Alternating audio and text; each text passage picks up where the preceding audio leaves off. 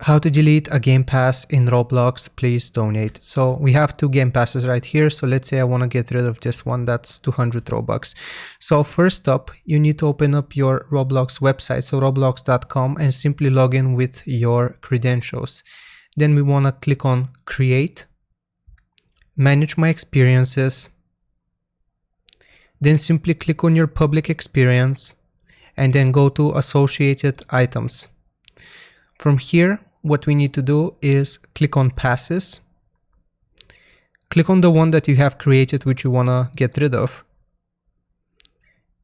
then select sales, and basically we have to change this item as not for sale. So simply uncheck this, click on, so sales, uncheck this, then click on save changes, and now if we go back to our game, if we hold E and simply update our stand, as you can see, now this disappeared and we no longer have this game pass. So if this helped you out, leave a like and subscribe, and I'll see you guys next time. Goodbye.